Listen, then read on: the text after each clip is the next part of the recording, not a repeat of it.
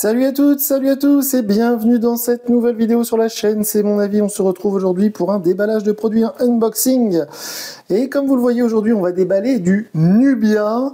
C'est une première, je suis très content de m'intéresser à d'autres marques qu'on voit d'habitude sur le marché. Donc là, c'est du Nubia et je vais y revenir dans la vidéo. Nubia, c'est ZTE. Alors, je vais y revenir dans un instant. Ce smartphone qu'on va déballer ensemble, c'est le Flip 5G. C'est un smartphone qui est proposé à 599 €. Mais c'est pas très cher parce que c'est un smartphone pliable. C'est un concurrent des Razer ou Motorola Razer évidemment ou Samsung Z Flip. Et je dis que c'est pas cher parce que un Z Flip 5 c'est plutôt vers les 800 € de mémoire, voire peut-être un peu plus cher. Et pareil chez Motorola où normalement on est plutôt vers les 900 voire 1000 € pour le Razer 40 Ultra. Donc là c'est vraiment du pas cher en téléphone, en smartphone pliable. Et c'est pour ça que ça m'a intéressé. Donc ce smartphone, je l'ai commandé directement sur le site de Nubia. Je le dis pour celles et ceux qui hésitent à le faire. Ça marche bien, c'est livré par UPS, la livraison est gratuite. Et ça a duré pile poil une semaine, puisque je l'ai commandé mercredi dernier, on est mardi, donc un petit peu moins d'une semaine. Mais voilà, donc ça marche très bien en ce qui concerne la commande. Le téléphone en lui-même, je ne sais pas encore. Et donc vous le voyez, c'est un format comme on en avait vu avec du Vivo par exemple, ou chez Nothing Phone. Ce format un peu plat, très grande boîte, d'ailleurs c'est précisé ici que c'est donc Powered by ZTE, c'est-à-dire que c'est un peu comme Poco par rapport à Xiaomi, parce que ZTE c'est une très grande marque, c'est un très grand fabricant, un peu comme chez nous pour Poco, pour Xiaomi, sauf que ZTE est beaucoup moins présent en Europe qu'il ne l'est en Asie. Et j'ai appris d'ailleurs une petite chose assez drôle, donc Nubia avait fait session avec ZTE pendant quelques temps, un peu comme Vivo avec Oppo, puis ensuite ZTE a racheté des parts dans Nubia, donc désormais, vous voyez, c'est très officiel. Et petite chose avant d'ouvrir le téléphone, bien sachez que tous les smartphones de marque SFR, Orange ou Bouygues, qu'on avait pu acheter donc chez SFR, Orange ou Bouygues depuis 10 ans à peu près, étaient tous fabriqués par ZTE. Quand vous achetiez des téléphones, vous savez, sans marque, c'était la marque SFR, votre téléphone, ou la marque Orange, ou la marque Bouygues, des téléphones souvent pas très chers. Eh bien, c'était ZTE qui fabriquait, donc, comme on dit, en marque blanche. Donc, c'est assez intéressant, j'ai appris ça. Bref. Donc, ce smartphone, on voit en avant, la boîte est assez qualitative, hein. Snapdragon 7 Gen 1, donc le Wi-Fi 6 évidemment, la 5G évidemment, apparemment il est certifié DTS, et là la version que j'ai pris, donc je l'ai pris en noir parce qu'il y avait une très jolie version violette mais qui était indisponible, et sinon c'était en couleur or, je me suis dit ça fait peut-être un peu cheap, avec 8 Go de RAM et 256 Go de stockage. Alors je vais plutôt utiliser le cutter parce que le plastique m'a l'air assez résistant. Voilà. Donc j'essaie de trouver des nouvelles marques. Je vais essayer de tester d'autres marques un peu exotiques comme celle-ci. Il faut savoir que ZTE, donc ils ont Nubia et ils ont aussi Red Magic, les téléphones pour les gamers. Donc ça peut être assez intéressant de s'intéresser, c'est le cas de se dire, à ces marques-là. Pourquoi? Parce que depuis que Oppo a quitté le marché français, depuis que Realme a quitté le marché français, et bien du coup, il n'y en a plus beaucoup de marques. Donc là, ça en fait une de plus. Elle est très jolie cette boîte avec l'espèce de paillettes, là, c'est très sympa. Et donc évidemment, hein, c'est un produit qui est officiel, qu'on peut acheter sur le site de Nubia.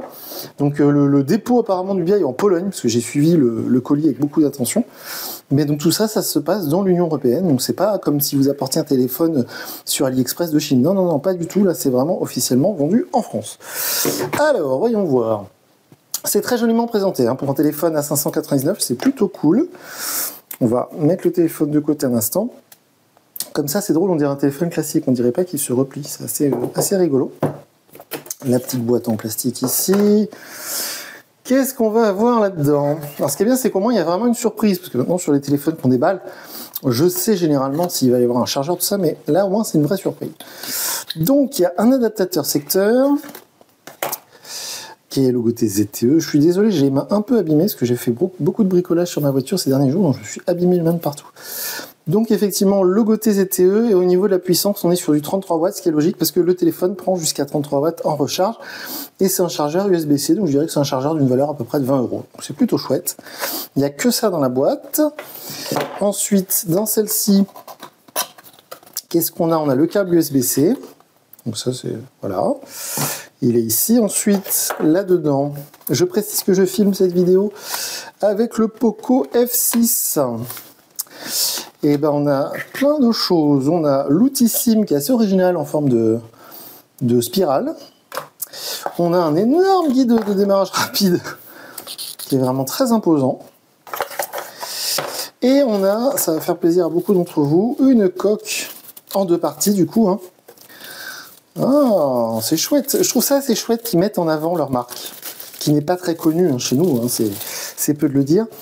Donc le fait que ce soit marqué sur la coque, je trouve ça plutôt sympa. C'est un téléphone qui est sorti officiellement au mois d'avril, hein, donc c'est tout frais.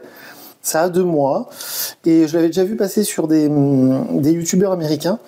Et donc chez nous, là en Europe, ça y est, ça arrive. Donc c'est plutôt chouette.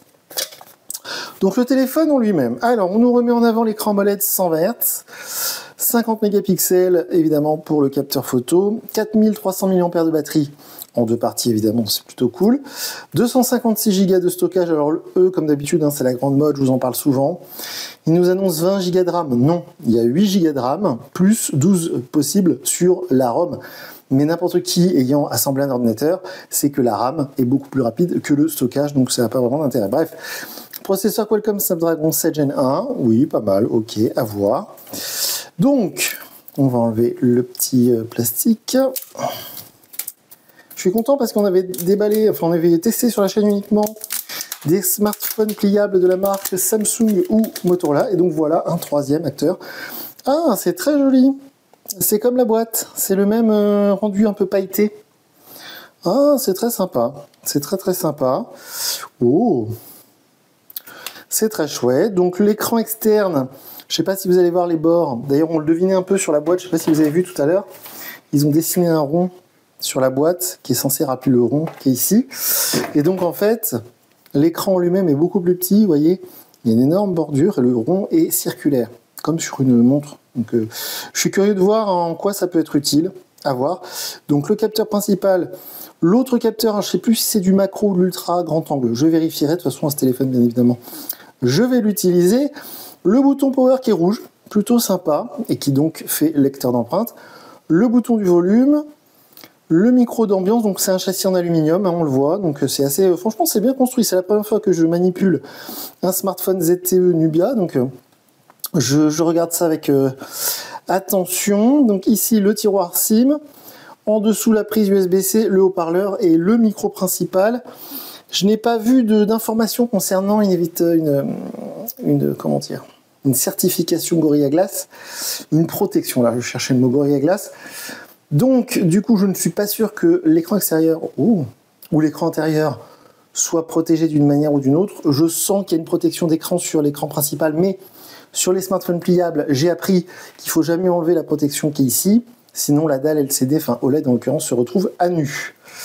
Alors, je ne vous en ai pas encore parlé, mais ce smartphone, il a un défaut.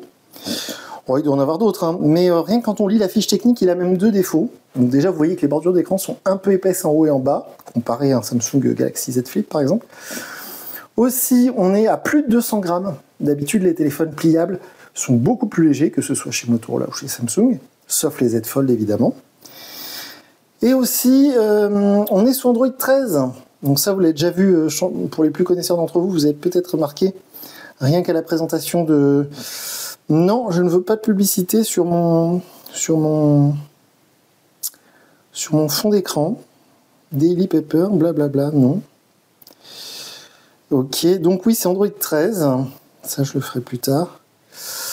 Et adaptative intelligente. Lorsque cette fonctionnalité est activée, le système bascule automatiquement pour plus de batterie. Ouh là là! Non. C'est la première fois qu'on me propose ça. Ok, donc je vous le disais, c'est Android 13, c'est pas Android 14. Et vous voyez, l'interface, elle s'appelle MyOS. Donc ça, c'est pareil, c'est une grande première pour moi. Je n'ai jamais utilisé de ZTE ou de Nubia, donc l'interface va être une totale découverte. J'espère qu'il n'y aura pas trop de pubs, j'espère qu'il n'y aura pas trop d'intrusion de l'interface sur Android. Bon, on va voir ça. Je vais tester ça, bien évidemment, je vais mettre ma carte SIM, je vais télécharger mes applications, mettre mes réseaux sociaux, etc. Je vais emmener ce téléphone partout avec moi pendant plusieurs jours. Alors ah, bizarre, il se referme pas sur les Samsung, c'est le truc que j'apprécie le plus, c'est quand on ferme le téléphone. Mais là, en fait, si vous voulez, vous voyez, il fait un petit bruit. Je sais pas si vous allez entendre. mais il ne se clappe pas. Ah. Bon.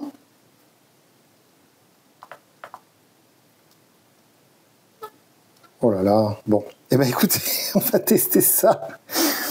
C'est une... On va peut-être le laisser déplier ce téléphone. Bon, ok. Vous voyez déjà ça... Voilà. Bon, au moins on découvre des choses. C'est ça. Donc comme d'habitude, si vous avez des commentaires à faire, c'est sous la vidéo que ça se passe. Sinon, on est présent sur X, anciennement Twitter. Je vais le laisser comme ça, voilà. Et moi, je vous dis à très bientôt pour une nouvelle vidéo sur la chaîne. Salut!